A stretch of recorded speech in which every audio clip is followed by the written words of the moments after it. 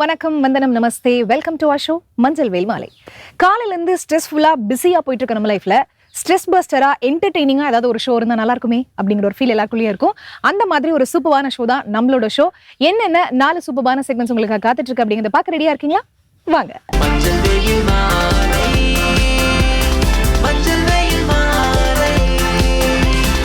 நம்ம ஷோட first segment யோகாசனம்.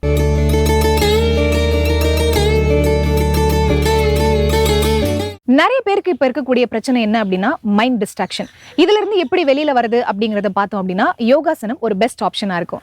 இன்னைக்கு இவங்க சொல்லி தர போற இந்த ஆசனத்துல என்னென்ன பெனிஃபிட்ஸ் இருக்கு அப்படிங்கறத பாருங்க. அனைவருக்கும் வணக்கம். இன்றைய யோகா பகுதியில் நம்ம பார்க்கக்கூடியது தோள்பட்டை, முதுகு, கழுத்துக்காக பயிற்சிகள் பார்த்துட்டு இருக்கோம். பகுதி 2 வாங்க எப்படி பண்றதுன்னு பார்க்கலாம். நம்மளோட தோள்பட்டை, கழுத்து, முதுகுக்காக நம்ம பயிற்சிகள் செஞ்சிட்டு இருக்கோம். இப்போ பயிற்சி 1 இல்லை, ஒரு கை நம்ம கழுத்துக்கு பின்னாடி வைக்க போகிறோம். இன்னொரு கை நம்மளோட இடுப்புக்கு பின்னாடி வச்சுட்டு அப்படியே நம்மளோட இந்த மேல் உடம்பு மட்டும் ஃபுல்லாக வலது பக்கம் திருப்ப போகிறோம். அதுக்கப்புறம் இடது பக்கம் திருப்ப போகிறோம். கைகள் மாற்றி மாற்றி நம்ம அப்படியே செஞ்சுட்டே இருக்க போகிறோம். இது எப்படி பண்ணுறதுன்னு பார்க்கலாம். வலது கையை கழுத்துக்கு பின்னாடி வச்சுக்கலாம். பண்ணும் போது இந்த கை நல்லா இப்படி ஓப்பன் ஆகணும். அப்போ தான் மார்பு பகுதி நம்மளுக்கு விரியும். அதுக்கப்புறம் இடது கை நல்லா இப்படி திருப்பிட்டு கொண்டு நம்மளோட இடுப்புக்கு பின்னாடி வைக்க போகிறோம். வச்சுட்டு அப்படியே நல்லா திருப்ப போகிறோம்.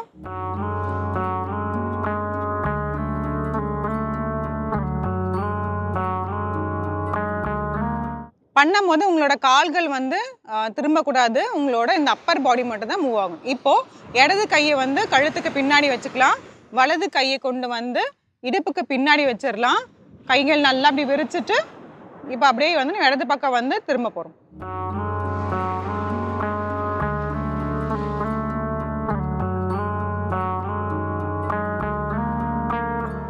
ஒரு 2 வினாடி மட்டும் இருந்தாலே போதும்.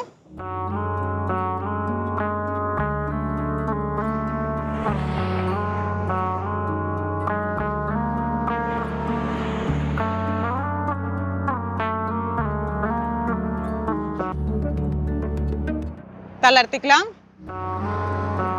ஆழ்ந்த மூச்சு உள்ளிழுத்து வெளியே விடலாம். அடுத்தது பயிற்சி 2. பயிற்சி 2ல் நம்ம குதிக்காலை தூக்கிட்டு கைகள் முன்னோக்கி எடுத்துகிட்டு போயிட்டு அப்புறமேட்டு குதிக்காலை கீழே வைக்கும் போது கைகள் பின்னோக்கி நம்ம எடுத்துகிட்டு போக போகிறோம். இதை நம்ம அப்படியே தொடர்ச்சியாக செஞ்சுட்டே போகணும். பயிற்சி 2ல் நம்ம என்ன பண்ண போகிறோம் அப்படின்னா, நம்ம குதிக்காலை மேலே தூக்கிட்டு கைகள் முன்னோக்கி கொண்டு போக போகிறோம். அதே மாதிரி குதிக்காலை கீழே வைக்கும் போது கைகள் பின்னோக்கி நம்ம எடுத்துகிட்டு போக போகிறோம். இது அப்படியே நம்ம மூச்சோட சேர்த்தே செய்யலாம். அதாவது மூச்சை இழுத்துக்கிட்டே கைகள் முன்னோக்கி கொண்டு போகணும். கால் கீழே வைக்கும் போது மூச்சை விட்டுட்டு கைகள் பின்னாடி நோக்கி கொண்டு போகணும்.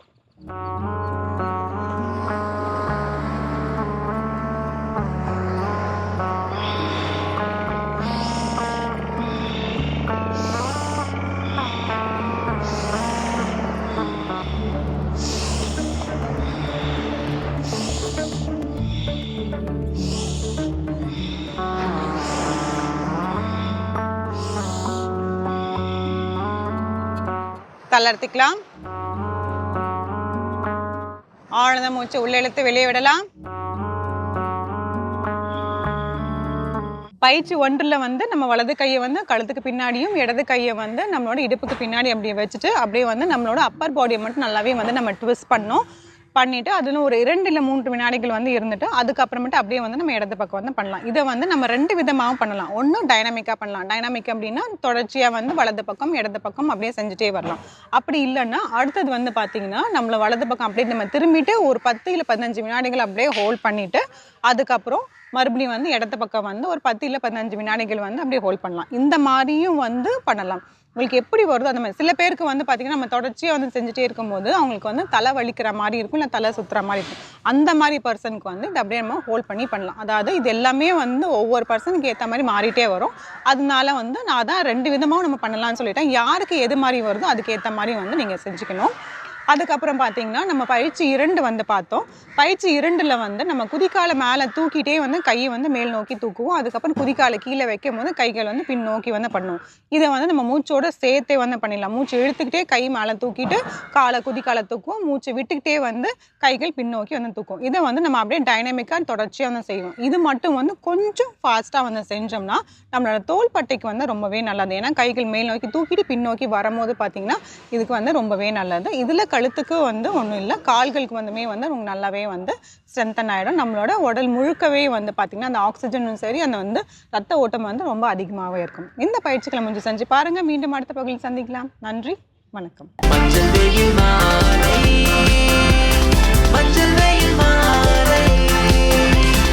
நம்ம ஷோட நெக்ஸ்ட் செக்மெண்ட் இங்கிலீஷ்ல பேசலாம். இங்கிலீஷ்ல பேசணும் அப்படிங்கறது ஆசை இருந்தா மட்டும் போதாதுங்க. அதுக்காக டெய்லி நம்ம வந்து பிராக்டிஸ் பண்ணியே தீரணும். அதுக்காக நேரம் ஒதுக்கணும். இன்னைக்கு இவங்க இந்த செக்மெண்ட்ல என்ன சொல்லி தர போறாங்க அப்படிங்கறத பார்த்து கத்துக்கோங்க. ஹலோ ஃப்ரெண்ட்ஸ், இன்றைக்கி நம்ம இங்கிலீஷில் பேசலாங்கிற நிகழ்ச்சியில் புதுசாக என்னெல்லாம் பார்க்க போகிறோம், ஸோ என்ன மாதிரியான சென்டென்சஸ் புதுசாக நம்ம எழுத போகிறோம் அப்படிங்கிறதுக்கு முன்னாடியும் எந்த ரூலை நம்ம இப்போ ஃபாலோ பண்ண போகிறோம்னு சொல்கிறதுக்கு முன்னாடியும் என்ன பண்ணலாம், ஒரு ரீகால் பண்ணிட்டு வந்துடலாமா. நம்ம ஏற்கனவே என்ன பார்த்தோன்றத பிரச்சனை நினைவூட்டலோட நம்ம இன்றைக்கி கிளாஸை ஸ்டார்ட் பண்ணிடலாம். ஏற்கனவே நம்ம எதை பற்றி பார்த்துட்ருக்கோம், டென்சஸ் அப்படிங்கிற ஒரு விஷயத்தை பற்றி பார்க்குறோம் இல்லையா. டென்சஸ்ங்கும் போது யாரை குறிக்குது, காலங்கள் அப்படிங்கிறத குறிக்குது. நான் மேம் என்கிட்ட இவங்க பேசுகிறாங்க, நான் இவங்கள்ட்ட எப்படி ரிப்ளை பண்ணலாம், எப்படி ரெஸ்பான்ஸ் பண்ணலாம் அப்படிங்கிறதுக்கு நமக்கு யார் வேணும், காலங்கள்ன்றது வேணும் இல்லையா. ஸோ அப்படி இருக்கும் போது நம்ம எந்த காலங்களை பற்றி நம்ம எக்ஸ்க்ளூசிவாக பார்க்குறோம், ஃபியூச்சர் பர்ஃபெக்ட் டென்ஸ். ஸோ நம்மக்கிட்ட எவ்வளோ கைண்ட்ஸ் ஆஃப் டென்சஸ் இருக்குது, 12 கைண்ட்ஸ் ஆஃப் டென்சஸ் இருக்குது இல்லையா. ஸோ ஒவ்வொரு கைண்ட்ஸ் ஆஃப் டென்ஸுமே என்ன பண்ணிட்டு தான் இருக்குது, ஒவ்வொரு மீனிங்கையும் ஒவ்வொரு ரூலையும் நமக்கு ப்ரொவைட் பண்ணிக்கிட்டு தான் இருக்குது. ஸோ இந்த ரூலுக்கு ஏற்ற மாதிரி நம்ம என்ன பண்ணுறோம், வேர்ப் ஃபார்மை அப்ளை பண்ணுறோம். அந்த வேர்ப் ஃபார்முக்கு ஏற்ற மாதிரி அந்த சென்டென்ஸையும் என்ன பண்ணுறோம், நம்ம மேக் பண்ணி கொண்டு வந்துட்டுருக்கோம். ஸோ ஒரு சென்டென்ஸ் நீங்கள் எழுதுறீங்க அப்படின்னா அந்த சென்டென்ஸ்க்கு தமிழாக்கத்தை கண்டிப்பாக புரிஞ்சுக்கோங்க. புரிஞ்சுக்கும் போது ஓகே நம்ம பேசுகிறது கரெக்டு தான் அப்படிங்கிறது உங்களுக்கே தெரிய வரும். மேம் அப்போ நான் ஒவ்வொரு தடவையும் பேசும்போது தமிழாக்கத்தை எழுதிக்கிட்டே இருக்கணுமானா அப்படி சொல்ல வரல. வென் யூ ப்ராக்டிஸிங், நீங்கள் ப்ராக்டிஸ் பண்ணும்போது அப்படி செய்யுங்க. பேசும்போது நீங்கள் எழுதி பார்க்கணுன்ற அவசியம் கிடையாது. நீங்கள் மட்டும் ஜென்ரலாக பேசுங்க. தப்போ கரெக்டோ மிஸ்டேக்ஸ் இருந்தால் தான் அதை ரெக்டிஃபை பண்ணும்போது ஈஸியாக இருக்கும் உங்களுக்கு. ஸோ அதனால நீங்கள் பேசிக்கிட்டே இருங்க.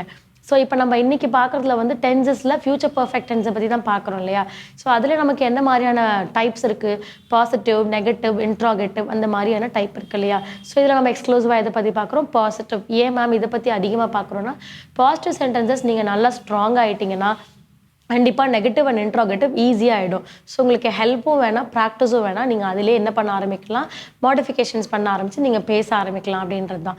ஸோ அப்போ நம்ம என்ன பண்ணுறோம், நம்ம பாசிட்டிவ் சென்டென்சஸ் அதிகமாக பயன்படுத்துகிறோம், அதிகமாக நம்ம பேசவும் செய்கிறோம்.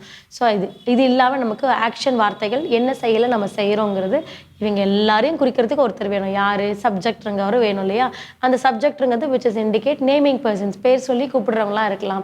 இல்லை நீங்கள் பேர் சொல்லாமல் ப்ரோனவுன்ஸ் யூஸ் பண்ணுறவங்களாவும் இருக்கலாம். ஸோ ப்ரோனவுன்ஸ்லேயே கேட்டகரி ஆஃப் ப்ரோனவுன்ஸ், அதாவது டைப்ஸ் ஆஃப் ப்ரோனவுன்ஸ் இருக்குது. ஸோ இந்த மாதிரி டைப்ஸ் ஆஃப் ப்ரோனவுன்ஸுமே நீங்கள் யூஸ் பண்ணிக்கலாம். ஸோ அப்போ இன்றைக்கி நம்ம என்ன சென்டென்ஸ் எழுத போகிறோம், என்ன மாதிரியான மீனிங்ஃபுல் அந்த சென்டென்ஸ் கொடுக்குது, அதில் என்ன ரூல் அண்ட் என்ன வேர்ப் ஃபார்ம் யூஸ் பண்ணுறோன்றதை பார்க்கலாம் வாங்க. ஸோ நம்ம பார்க்க போகிறது future perfect tense.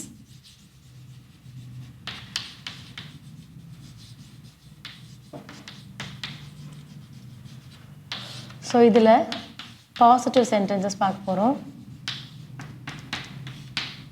So positive sentences வரும்போது ஃபஸ்ட் நமக்கு என்ன வேணும், வேர்ப் ஃபார்ம் வேணும் இல்லையா. V1, V2, V3.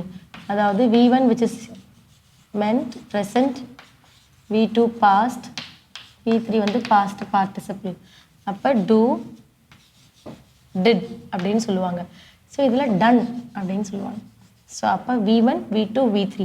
So two அப்படிங்கும் போது செய், இல்லை செய்ய அப்படின்னு கூட நம்ம சொல்லிக்கலாம். ஓகேயா. ஸோ செய் இல்லைன்னா செய்ய அப்படிங்கிறது. டிட் அப்படிங்கும் போது செய்தார். டிட்னும் போது செய்தார் அப்படிங்கிறது. ஸோ இதுவே டன் வரும்போது முடிந்தது, முடிச்சிட்டிங்க அப்படிங்கிறத நீங்கள் டன்னில் சொல்லலாம். Do, did, done. ஆக மொத்தம் மூணுத்தையுமே என்னென்னா ஒரு செயல் அப்படிங்கிறது தான் நீங்கள் இண்டிகேட் பண்ணுவீங்க. செய்தார், செய்திருப்பார் அப்படின்னு கூட நீங்கள் சொல்லிக்கலாம். இல்லை முடிந்தது, முடிஞ்சிருச்சு, அதனால தான் முடிந்ததுன்னு டேரெக்டாக சொல்லியாச்சு. இப்போ வேர்ப் ஃபார்ம் ரெடி. இப்போ இது எப்படி சப்ஜெக்டில் ஜாயின் பண்ணலான்னு பார்ப்போம். நம்மக்கிட்ட என்னெல்லாம் சப்ஜெக்ட்ஸ் இருக்குது, ஐ, we, you, he, she, they, it. இவங்கெல்லாம் எங்கே இருக்காங்க? சப்ஜெக்டோட ரோலில் இருக்காங்க இல்லையா? ஸோ இப்போ நம்ம என்ன பண்ண போகிறோம், நம்ம என்ன டென்ஸ் எழுதுறோமோ அந்த ரூலை யூஸ் பண்ண போகிறோம். நம்ம என்ன டென்ஸ் எழுதிட்டு இருக்கோம்? Future perfect tense. ஸோ இதனுடைய ரூல். அப்போ will have. So followed by என்ன பண்ண போகிறோம்? என்ன வேர்ப் ஃபார்ம் அதுதான், V3 இல்லையா? V3 இண்டிகேட்ஸ் பாஸ்ட் பார்ட்டிசிபிள் அப்படிங்கிறது தான். அப்போ என்ன பண்ணியிருக்காங்க? வில், அதாவது subject will have plus V3 இருந்திருக்கு. இப்போ இது நம்ம எப்படி எழுதலான்றதை பார்க்கலாம் ஒரு சப்ஜெக்டோட சேர்த்து. Example, he will have. So will have, ஹீங்கிறது சப்ஜெக்ட், will haveங்கிறது நம்ம எங்கேருந்து எடுத்தோம்? இதுலேருந்து எடுத்தோம். will have, V3ங்கிறது அங்கே இல்லையா? So V3 done. So we will have, அதாவது he will have done. அவன் என்ன பண்ணியிருப்பான்? அவன் முடித்திருப்பான் அப்படின்னு சொல்லக்கூடியது. அவன் முடித்திருப்பான்னு சொல்லலாம், இல்லை அவர் முடித்திருப்பார் அப்படிங்கிறதையும் நீங்கள் சொல்லிக்கலாம். he will have done. ஏன்னா இந்த ஹீங்கிறது வந்து இந்த இடத்துல நம்ம ஏஜை வந்து பர்ஸ்பெக்ட் பண்ணாது. ஓகேங்களா? ஸோ அப்போ என்ன, யாரை பர்ஸ்பெக்ட் பண்ணோம்னா ஜெண்டர் தான் பர்ஸ்பெக்ட் பண்ணணும். அது குட்டி பாயாக இருந்தாலும் சரி, இல்லை பெரியவங்களா இருந்தாலும் சரி. ஸோ அப்போ ஜெண்டரை பர்ஸ்பெக்ட் பண்ணும்போது ஹீன்னு தான் சொல்லுவோம், ஏஜ் வைஸ் சொல்ல மாட்டோம். ஸோ அதனால நீங்கள் அந்த ஜெண்டருக்கு ஏற்றாற்போல நீங்கள் சொல்லிக்கலாம். இல்லை அவங்க சின்னவங்களா பெரியவங்களா தெரியலன்னும் போது ஜென்ரலாக நீங்கள் தாராளமாக என்ன பண்ணிக்கலாம், அவர்னே நீங்கள் தமிழில் ஆக்கம் பண்ணிக்கலாம். அப்போ அவர் முடித்திருப்பார் அப்படிங்கிறத சொல்லிக்கலாம். அப்போ he will have done. எதை முடித்திருப்பார் அப்படின்னா ஆல் த ஒர்க்ஸ். ஸோ இப்போ நான் இங்கே ஆல் த ஒர்க்ஸ்ன்னு கொடுத்துருக்கேன். இந்த ஆல் த ஒர்க்ஸ் வரும்போது அனைத்து வேலைகளையும் அப்படின்னு சொல்கிறது. இதே இடத்துல இந்த தக்கு பதில் நீங்கள் என்ன பண்ணலான்னா ஹிஸ்ஸுங்கிறதையும் பயன்படுத்தலாம். ஸோ தக்கு பதில் ஹிஸ்ஸை பயன்படுத்துறீங்கன்னா ஆல் ஹிஸ் ஒர்க்னா அவர், அதாவது யாருடைய அனைத்து அவர்களுடைய வேலையை முடித்திருப்பார். ஓகேங்களா? ஸோ ஏன்னா ஹிஸ்ஸுன்னு சொல்லும் போது யாருடைய வேலை? இவர்களுடைய வேலை. ஸோ அப்போ அது இண்டிகேட் பண்ணணும். ஆனால் நான் இங்கே என்ன பண்ணல, அது சொல்லலை, தங்கிறது தான் சொல்கிறேன். ஸோ அப்போ நீங்கள் மாற்றிக்கலாம். ஸோ அப்போது ஃபஸ்ட்டு வந்து அவர். ஸோ ஃபஸ்ட்டு ஹீயோடது முடிச்சாச்சு. அவர், ஆல் த ஒர்க்ஸு அனைத்து,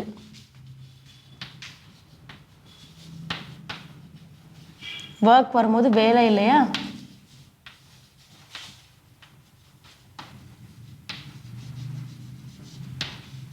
அனைத்து வேலைகளையும் என்ன பண்ணியிருப்பார்? Will have done.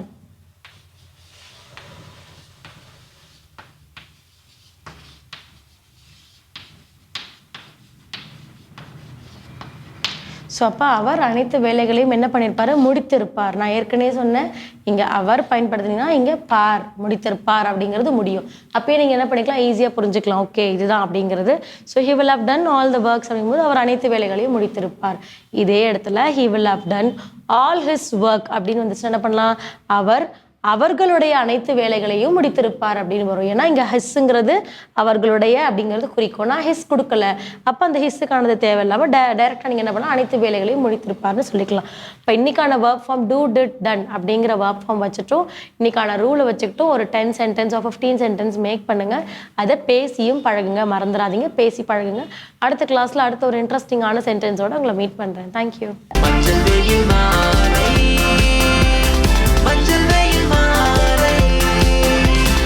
நம்ம ஷோட நெக்ஸ்ட் செக்மெண்ட் தெரிந்து கொள்வோம்.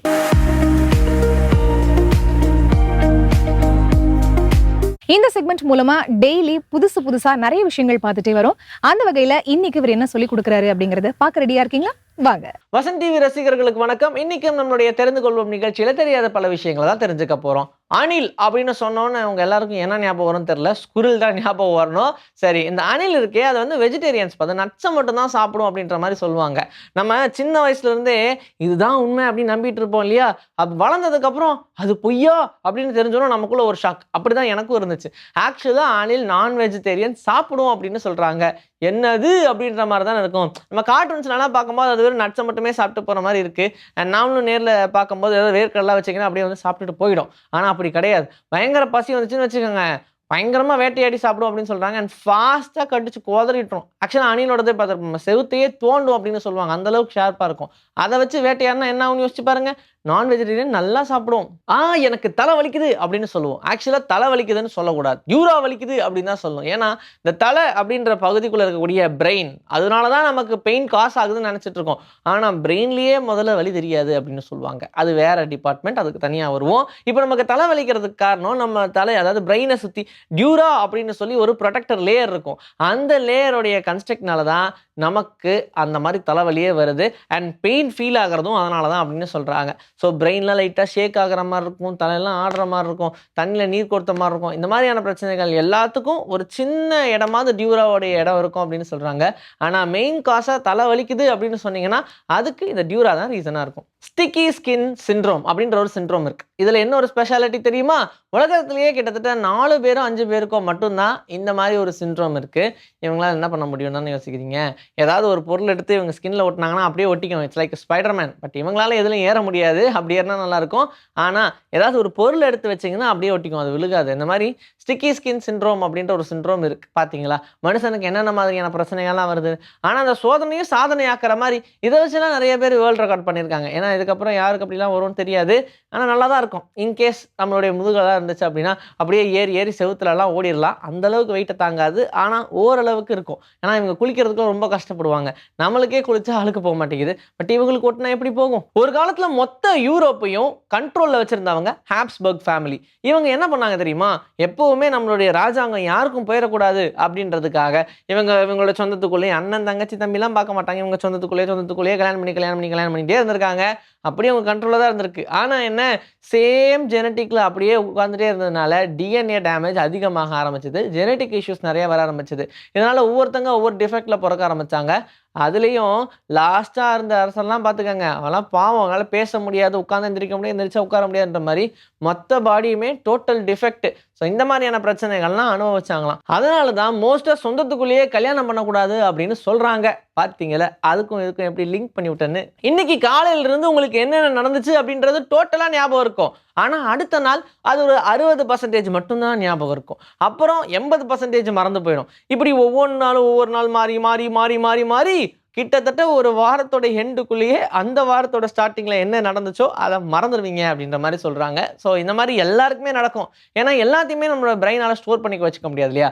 ஏன்னா அன்னைக்கு நடந்தது நீங்கள் யோசிச்சுட்டு இருக்கணும் அப்படின்னா இன்னைக்கு காலையில் நடந்துச்சுன்றது தெரியாது. அதனால தான் மோஸ்ட் மெமரபிள் மூமெண்ட் ஆக்கணும் அப்படின்றதுக்காக இந்த வெட்டிங் டேலலாம் வந்து ஏதாவது ஒரு சர்ப்ரைஸ் பண்ணுறது, இல்லை புதுசாக பர்த்டேயில் ஏதாவது கிஃப்ட் வாங்கி கொடுக்குறது, இதெல்லாம் பண்ணும்போது அந்த பொருளை பார்க்கும்போது இது அன்னைக்கு கொடுத்தாங்க அப்படின்னு சொல்லி ஒரு சின்ன ஸ்பார்க்கு நம்மளுடைய மெமரிஸை தூண்டி விடுறதுக்கு ஹெல்ப் பண்ணும். ஸோ இந்த மாதிரியான விஷயங்கள்லாம் நடக்குதுன்றனால தான் இந்த மெமரிஸ் அப்படின்ற விஷயத்த ரொம்ப ஃபோக்கஸ்டாக பார்க்குறாங்க. குழந்தை பிறந்த உடனே நீ அப்பா மாதிரி இருக்க, அம்மா மாதிரி இருக்க, தாத்தா மாதிரி இருக்க, பாட்டி மாதிரி இருக்க அப்படின்னு சொல்லுவாங்க. ஏன்னா அப்போ அந்த குழந்தைக்கு பர்ஃபெக்டான ஒரு ஃபேஸ் ஸ்ட்ரக்சரே இருக்காது. ஒரு வேளை அந்த குழந்தை அப்பாவை குழந்தையில பார்த்த மாதிரியே இருக்கலாம், அதுக்கு சான்சஸ் அதிகமாக உண்டு. அது வளர தான் அது என்ன ஜாடை அப்படின்றதே நமக்கு புரியும். அதே மாதிரி ஹைட்டு பார்த்தீங்கன்னா, மூத்த பையன் நல்ல ஹைட்டாக இருப்பான், அதே இளைய பையன் பார்த்தீங்கன்னா ரொம்ப ஹைட்டு கம்மியாக இருப்பாப்புல. இது எல்லாத்துக்கும் காரணம் என்ன அப்படின்றதும் பெரிய விஷயமா தான் பார்க்கப்படுது. இப்போ இந்த ஹைட் அப்படின்னு வரும்போது மோரோவர் ஹைட் எப்போவுமே அப்பா டிபெண்டன்சியில் தான் வரும். அப்பாவுடைய ஹைட் என்னவோ அதுக்கேற்ற மாதிரி தான் பையனோட ஹைட்டும் இருக்கும் அப்படின்னு சொல்லுவாங்க. அதே மாதிரி அந்த குழந்தையுடைய ஹெல்த் அப்படின்னு பார்க்கும்போது அம்மா எவ்வளோ ஹெல்த்தியாக இருக்காங்களோ அதே அளவுக்கு தான் அந்த பையனும் ஹெல்த்தியாக இருப்பானா. ஸோ இந்த 2 பேருடைய ஜீன் கரெக்டாக இருந்துச்சு அப்படின்னா இந்த 2 குழந்தைங்களும் பர்ஃபெக்டாக இருக்கும். இன்னைக்கு நம்ம தெரிந்து கொள்வோம் நிகழ்ச்சியில் தெரியாத பல விஷயங்களை தெரிஞ்சுக்கிட்டோம். இதே மாதிரி சூப்பரான கான்டென்ட்டோட உங்களை நான் வந்து சந்திக்கிறேன். This is bye from Vijayashree. Take care. இன்னைக்கு நம்மளோட மஞ்சள் வேல்மாலை ஷோல நீங்க பார்த்த எல்லா செக்மெண்ட்ஸுமே உங்களுக்கு ரொம்ப பிடிச்சிருக்கும், யூஸ்ஃபுல்லா இருந்திருக்கும் அப்படின்னு நினைக்கிறேன். இதே மாதிரி ஒரு சூப்பரான வண்டர்ஃபுல்லான எபிசோடோட மீண்டும் சந்திப்போம். Until then, it's bye from Farita and மஞ்சள் வேல்மாலை team.